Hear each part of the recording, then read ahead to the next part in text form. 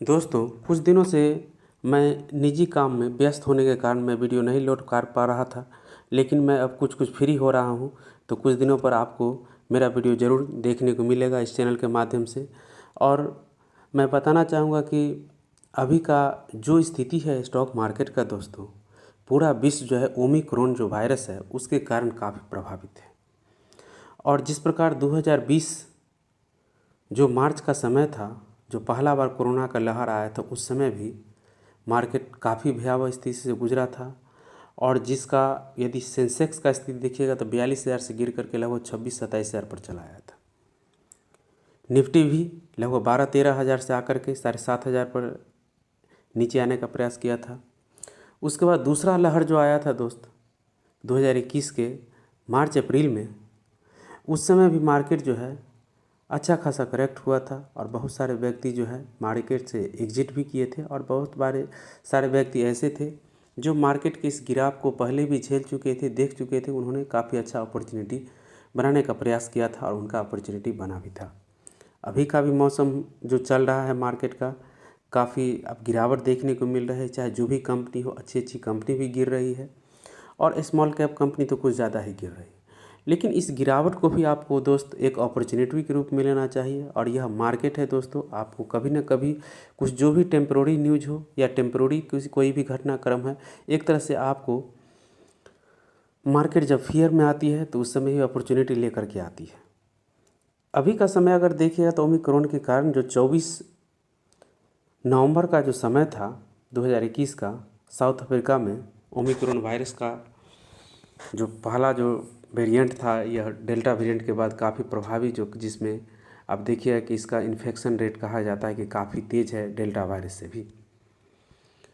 तो अभी समय वर्तमान में जो भी मार्केट में व्यक्ति हैं या मार्केट में इन्वेस्ट कर रहे हैं, काफ़ी घबरा गए हैं इस गिरावट को देखते हुए। लेकिन आपको घबराने की आवश्यकता नहीं दोस्त। यदि मार्केट में आप घबरा गए तो आप अपना पैसा बिल्डअप नहीं कर पाएंगे, अपने वेल्थ को नहीं क्रिएट कर पाएंगे। यह समय ही होता है जो दोस्त जब अच्छे अच्छे कंपनी आपको भी अच्छे रेट पे मिल जाती है, अच्छे पोजीशन में मिल जाती है। आज मैं ऐसे 2 कंपनी की चर्चा करने जा रहा हूँ जो आपके पोर्टफोलियो में ज़रूर होनी चाहिए, और यह कंपनी आपको निकट भविष्य में स्प्लिट भी दे सकती है। तो जो पहला कंपनी जो निकल कर के आता है वह दोस्त है, वह इन्फो एज है दोस्त, अर्थात नौकरी का जो भी स्टॉक है, ये कंपनी कह सकते हैं। यह इंटरनेट सेक्टर से कंपनी आती है। आप देख रहे हैं जियो के बाद इंडिया में कितना ज़्यादा बूम रहा है इंटरनेट का। और अभी भी वर्ल्ड लेवल से अगर इसका कंपैरिजन कीजिएगा इंडिया का, तो काफ़ी कम अभी भी इसमें ग्रोथ हुआ है और काफ़ी पोटेंसी अभी इंटरनेट की बनी हुई है। और आगे भी 10 साल या 20 साल कहिएगा, इंटरनेट का ही युग आने वाला है। और जैसे जैसे टेक्नोलॉजी भी बढ़ेगी तो इंटरनेट का भी ज़रूर उपयोग बढ़ेगा। और इंटरनेट का जैसे जैसे उपयोग बढ़ेगा तो नौकरी अर्थात इन्फो एज कंपनी को काफ़ी फ़ायदा मिलेगा।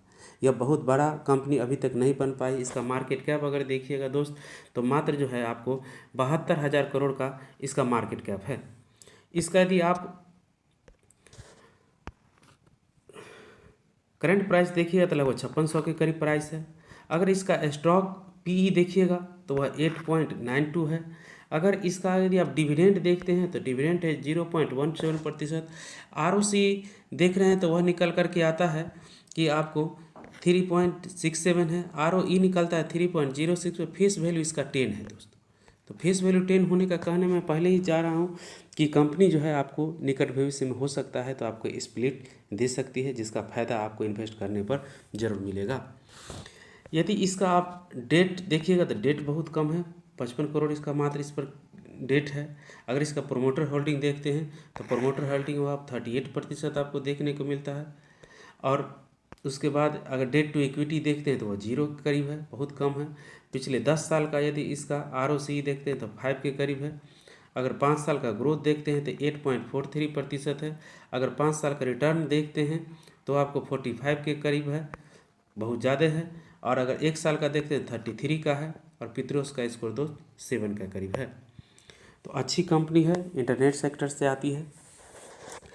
इसका यदि आगे का पोजीशन देखते हैं नेट प्रॉफिट, तो वह निकल कर के, यदि इसका अभी का स्थिति दोस्त देखिएगा तो लगभग इसका 200 डीए में जो है बिल्कुल जो है पास आकर के लगभग हो सकता है कि उसके आसपास खड़ी हो सकती है। और यदि ये स्टॉक जो है आपको 5500 के करीब मिल जाए तो इसका 200 DMA के बिल्कुल पास खड़ी हो जाएगी। तो ये कंपनी अगर आपको 5500 में मिले तो बहुत अच्छा है।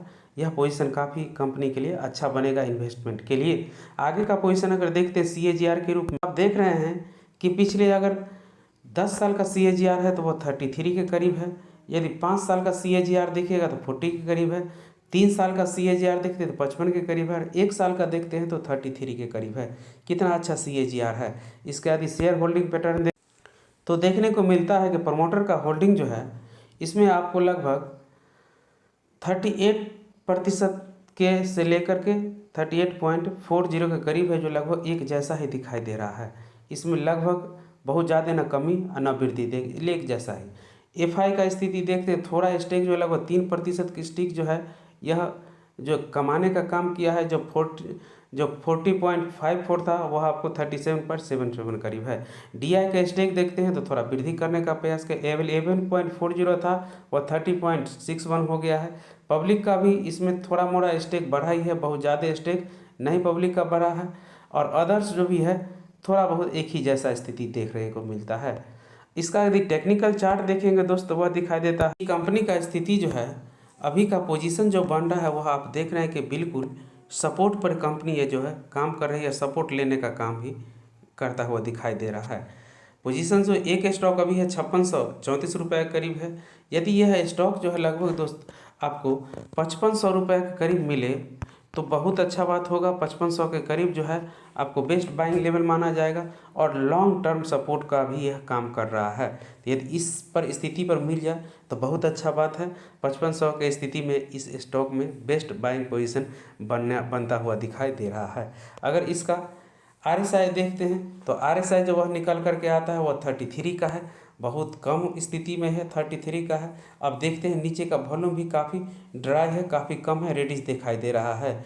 तो इस समय यह मौका देने का प्रयास कर रहा है पिछले कुछ दिनों से।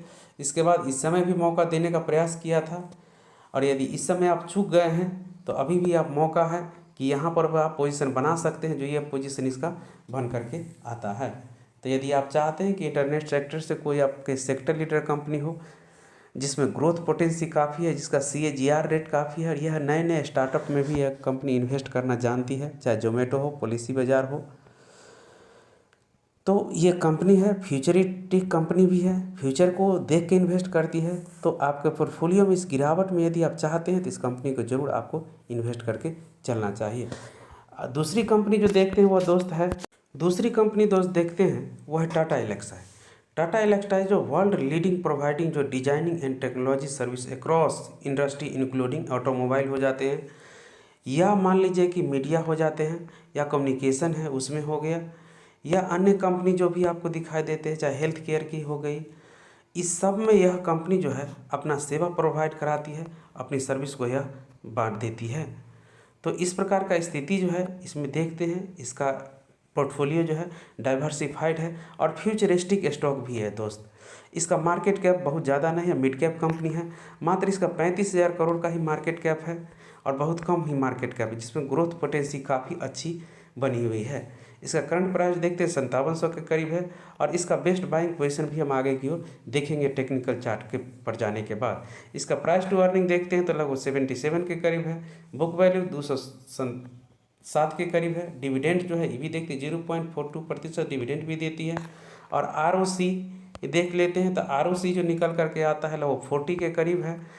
ROE देखते हैं तो 29 के करीब है। फेस वैल्यू देख रहे हैं 10 के करीब है। अर्थात यह कंपनी भी कुछ समय बाद जब दे या स्प्लिट भी दे सकते हैं, जिसका फ़ायदा आपको अगर इस कम लेवल पर लेते हैं तो आपको आगे चल करके अच्छा मिल सकता है। एक समय यह कंपनी आपको चाहे नौकरी हो ये आपको 10,000 से ऊपर का भी लेवल जो बुल मार्केट जब आएगा तो आपको दिखाई दे सकता है, क्योंकि अभी कुछ समय से बियर मार्केट से मार्केट गुजर रहा है और इस प्रकार के लॉन्ग चाल के बाद कंपनी जो ओमिक्रॉन वायरस के कारण ही यह अभी आपको बेयर मार्केट में दिखाई दे रहा है। इस पर डेप्ट देखते हैं तो 101 करोड़ का डेप्ट है और इसका यदि प्रमोटर होल्डिंग देखते हैं 44 के करीब है। एक भी क्वांटिटी इसमें प्लेज आपको दिखाई नहीं दे रहा है। डेट टू इक्विटी देखते हैं 0.08% है। पिछले 10 साल का ROC देखते हैं तो 45 के करीब है और इससे 5 साल का यदि आप ग्रोथ देखिएगा तो वह दिखाई देता है कि 11% करीब है। रिटर्न 5 साल का देखते हैं 52% करीब है। रिटर्न 1 साल का देखते हैं 241% है। पित्रोस का स्कोर जो देखते हैं वह 7 के करीब है।